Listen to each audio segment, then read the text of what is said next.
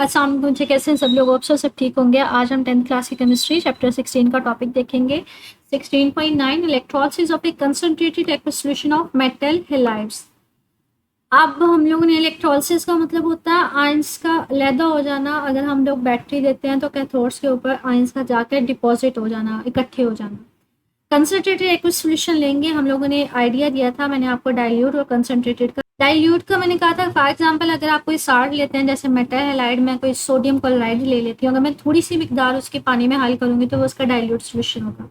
Concentrated का मैंने कहा था कि अगर आप बहुत ज़्यादा मिकदार आप उसकी ले लेते हैं सॉल्यूशन उसकी सॉरी मेटल हैलाइड की, तो वो हमारे पास जैसे साल्ट है वो NaCl मेटल हैलाइड है, अगर मैं बहुत ज़्यादा उसकी मिकदार पानी में हल करती हूँ तो वो आपका कंसनट्रेटेड सोल्यूशन है। हमने क्या लेना है? हमने कंसनट्रेटेड सोल्यूशन लेना है। किसका? मेटल हैलाइड का। मेटल हैलाइड बच्चे किसको बोलते हैं ये मैंने आपको रफली इसका आइडिया दिया था प्रीवियस टॉपिक में। मैंने कहा था ये हमारे पास पीरियोडिक टेबल है। मेटल्स ये वाली मेटल्स है, पहला ग्रुप भी मेटल है, दूसरा ग्रुप भी, ये सारी भी मेटल्स हैं, ये मेटल्स हैं। अब ये जो हमारे पास 17वें ग्रुप के एलिमेंट्स हैं ना, जैसे फ्लोरीन है, क्लोरीन है, ब्रोमीन है, इसको 17वां ग्रुप भी बोला जाता है बच्चे, या फिर इसको 7वां ए ग्रुप भी बोला जाता है। अब ये हैलोजन ग्रुप है, अगर कोई मेटल इस हैलोजन ग्रुप के साथ अटैच हो जाती है तो इसको मेटल हैलाइड बोलते हैं। अब ये मेटल कोई सी भी हो सकती है, ये मेटल्स भी हो सकती हैं, अल्कली मेटल्स भी, ट्रांजिशन मेटल्स भी। तो अगर ये हमारे पास इस हैलोजन ग्रुप के साथ अटैच हो जाती है तो वो हमारे पास क्या आता है? Metal halide. तो मेटल हैलाइड की हम लोग एक्वस सॉल्यूशन लेंगे और फिर उसकी इलेक्ट्रोलिसिस देखेंगे।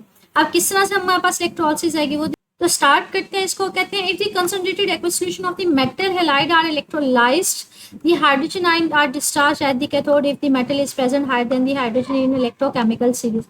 अच्छा, ये मैंने आपको प्रीवियस टॉपिक में बहुत ज़्यादा डिटेल के साथ ही आपको इलेक्ट्रोकेमिकल सीरीज दिखाई थी टेबल 16.2 में।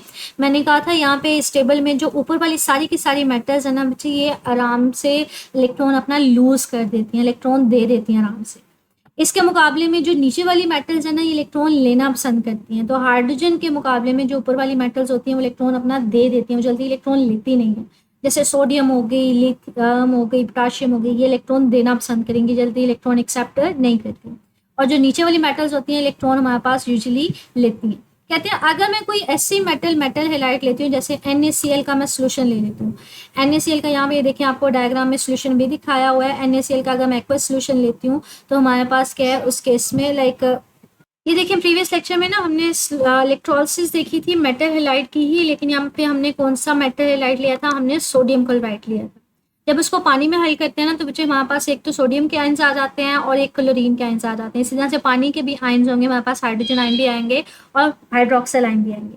अब अगर इसको सोल्यूशन में हम लोग हल करेंगे, अब इसमें 4 तरह के आयंस है, सोडियम आयन है, हाइड्रोजन आयन है, हाइड्रोक्सिल आयन है, क्लोरीन आयन है। अब इस सोल्यूशन में से जब हम करंट गुजारते हैं, बैटरी देते हैं, बैटरी हम लोग 2 इलेक्ट्रोड्स के जरिए प्रोवाइड करते हैं। एक हमारे पास बैटरी के नेगेटिव टर्मिनल के साथ अटैच होता है, उसको कैथोड बोलते हैं, और एक हमारे पास बैटरी के पॉजिटिव टर्मिनल के साथ अटैच होता है, उसको हम लोग एनोड बोलते हैं।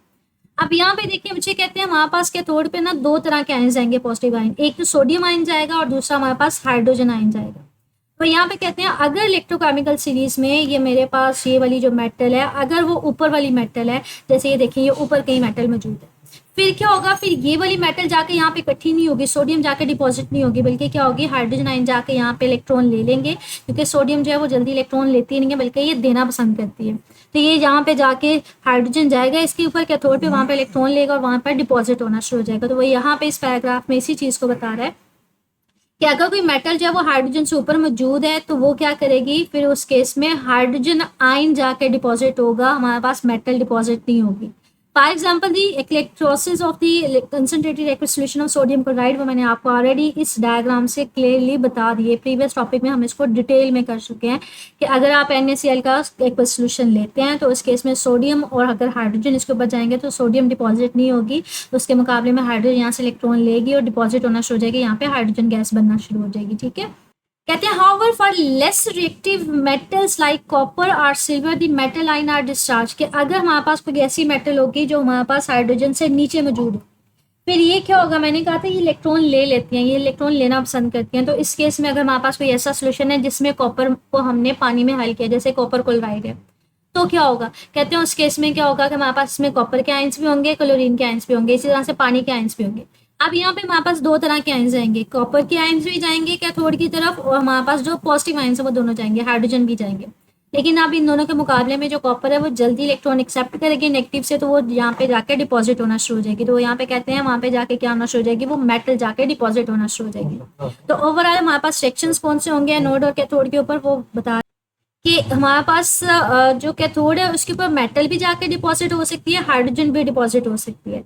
अब वो बता रहा है कि हमारे पास मेटल कब डिपॉजिट होगी, जब हम लोग ऐसी मेटल लेंगे जो लेस रिएक्टिव होगी, जो इलेक्ट्रॉन लेना पसंद करती है, बेसिकली जो हाइड्रोजन से नीचे होगी, तब मेटल यहाँ पे डिपॉजिट होना शुरू हो जाएगी। लेकिन अगर हम कोई ऐसी मेटल लेंगे जो हाइड्रोजन से ऊपर होगी, जो हमारे पास इलेक्ट्रॉन जल्दी लेती नहीं है, तो वो क्या होगी, फिर हमारे पास उस केस में हाइड्रोजन यहाँ पे जाके डिपॉजिट होना शुरू हो जाएगी। तो हमारे पास कैथोड के ऊपर जाके मेटल भी डिपॉजिट हो सकती है, मेटल भी इलेक्ट्रॉन्स ले सकती है, हाइड्रोजन भी इलेक्ट्रॉन ले सकते हैं, डिपेंड करेगा मेटल हम ले कौन सी ले। एनोड के ऊपर रिएक्शन कौन सा होगा, एनोड के ऊपर बच्चे ये जो हम लोगों ने नेगेटिव आयन जो हमारे पास हेलोजन आयन लिखा हुआ है जैसे क्लोरीन है वो जाएगा, उसके ऊपर नेगेटिव आयन है तो ये हमारे पास पॉजिटिव टर्मिनल की तरफ जाएगा, यहाँ पे जाके इलेक्ट्रॉन अपना दे देगा, लूज कर देगा और यहाँ पे क्लोरीन डिपॉजिट होना शुरू हो जाएगी। तो हेलोजेंस को बच्चे हम लोग एक्स के साथ भी लिख रहे होते हैं, तो ये देखें 2 नेगेटिव एक्स है, एक्स नेगेटिव का मतलब है इसके ऊपर नेगेटिव चार्ज है। जब हमारे पास एनोड पे गया उसने अपने इलेक्ट्रॉन निकाल दिया, अगर इक्वेशन की दूसरी साइड पे इलेक्ट्रॉन्स हो तो इसका मतलब है उसने अपने इलेक्ट्रॉन को लूज कर दिया। नेक्स्ट टॉपिक है हमारे पास बच्चे ये छोटा सा नन्ना मुन्ना सा शॉर्ट लॉन्ग क्वेश्चन में पूछा जा सकता है कि आपके पास इलेक्ट्रोलिसिस है concentrated aqueous solution of metal halides की, तो वो आपने इसको लिखना है। लाइक ये हमारे पास ना एक्सरसाइज का ये लॉन्ग क्वेश्चन है 16.5, discuss the electrolysis of the concentrated solution of metal halides. तो इसमें आपने ये पूरा टॉपिक भी हमें डिस्कस किया वो लिखेंगे, ठीक है। अच्छा, इससे से अगला बिल्कुल ऐसा ही हमारे पास टॉपिक है 16.10, कहते हैं electrolysis of the molten lead chloride. अब हमने कौन सी लेनी है, हमने लेड क्लोराइड लेनी है, मतलब हमने कौन सी मेटल लेनी है, हमने कोई इन बिटवीन वाली मेटल लेनी है, हमने पीबी लेड मेटल लेनी है और उसका हमने ये लेड मेटल है, इसको हेलोजन के साथ अटैच करेंगे क्लोरीन के साथ, तो उसकी इलेक्ट्रोलिसिस कैसे होगी वो दिखा रहा है। तो कहते हैं हम लोग पहले लेड क्लोराइड को मोल्टन फॉर्म में करेंगे, मतलब उसके आयंस वगैरह में, फिर उसमें से करंट गुजारेंगे और इलेक्ट्रोलिसिस उसकी देखेंगे। तो उसको देखते हैं, कहते हैं जो लेड क्लोराइड है is solid at room temperature, usually solid होता है, लिक्विड फॉर्म में नहीं होता, तो पहले तो हमने उसको मेल्ट करवाना। तो कहते हैं टू मेक इट इलेक्ट्रोलाइट, मतलब उसका सोल्यूशन बनाने के लिए हम क्या करेंगे, उसको हीट अप करेंगे 501 डिग्री सेल्सियस, मतलब इतना ज़्यादा उसको टेम्परेचर देना पड़ेगा to get molten lead chloride. फिर हम उसको मेल्ट करवा लेंगे। Heat will render ions free to move and conduct electricity, कहते हैं जब हम लोग उसको हीट अप कर देते हैं वो मोल्टन फॉर्म में हो जाते हैं, तो हमारे पास उसके फ्री आयंस मौजूद आ जाते हैं, मतलब उसके लेड आयंस बन जाएंगे और क्लोराइड आयंस बन जाएंगे। The molten lead is then take in a heated crucible where it is temperature is maintain, कहते हैं उसके बाद उसको किसी ऐसे कंटेनर में हम प्लेस कर देते हैं पूरे पूरे सेटअप को, जहाँ पे टेम्परेचर बाहर नहीं जा सकता, मतलब मेंटेन किया जा सकता है। हम इंसुलेटेड कोई कंटेनर लेते हैं।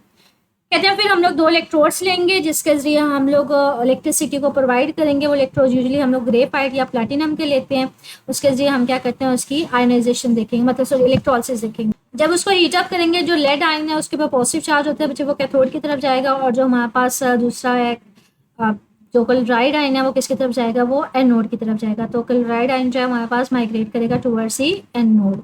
नेगेटिव आयन होता है तो वो वहाँ पे जाके अपना लूज कर देगा इलेक्ट्रॉन। अगर मैं इसका रिएक्शन आपको दिखाऊं तो ये हमारे पास ना कुछ इस तरह से सेटअप होता है कि हम लोगों ने मोल्टन फॉर्म में लेड क्लोराइड ली होती है, तो हम लोग क्या करते हैं मोल्टन फॉर्म में जब उसको मेल्ट करेंगे तो उसके आयंस अलग-अलग हो जाते हैं, लेड के आयंस अलग हो जाते हैं, क्लोरीन के आयंस अलग हो जाते हैं। आप यहाँ पे बैटरी प्रोवाइड करते हैं, बैटरी के जो नेगेटिव टर्मिनल के साथ होता है वो हमारे पास कैथोड होता है, पॉजिटिव के साथ हमारे पास एनोड होता है। अब ये पॉजिटिव टर्मिनल है, ये लेड वाले हैं, ये क्या करेंगे कैथोड पे पर जाएंगे, वहां से इलेक्ट्रॉन्स लेंगे और वहां पे डिपॉजिट होना शुरू होते हैं। तो यहाँ पे देखें लेड इकट्ठी होना शुरू हो जाती है।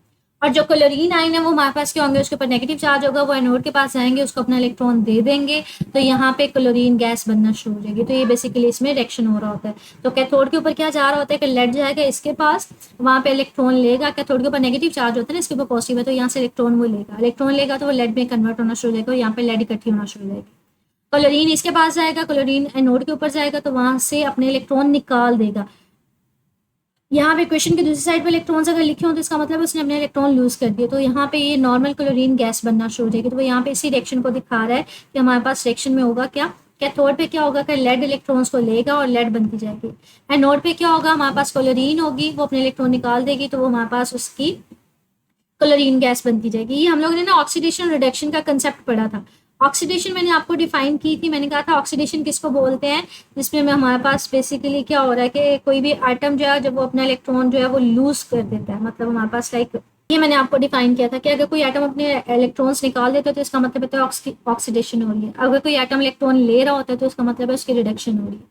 अब इस डायग्राम में अगर मैंने आपको दिखाया कि यहाँ पे देखें, यहाँ पे जो है जो लेड है वो इलेक्ट्रॉन ले रहा है, तो इसका मतलब है फिर इसकी हमारे पास क्या हो रही है, इसकी हमारे पास लाइक इलेक्ट्रॉन ले रहा है तो इसकी रिडक्शन हो रही है। क्लोरीन हमने इलेक्ट्रॉन निकाला है तो इसकी ऑक्सीडेशन हो रही है। टोटल रिएक्शन हो क्या रहा है, आपने लेड क्लोराइड लिया हमारे पास, मतलब हमने मोल्टन फॉर्म में लेड क्लोराइड लिया था ना यहाँ पे, ठीक है, हमने उसको हीट अप किया तो लेड आयन से अलग हो गया, क्लोरीन आयन से अलग हो गया।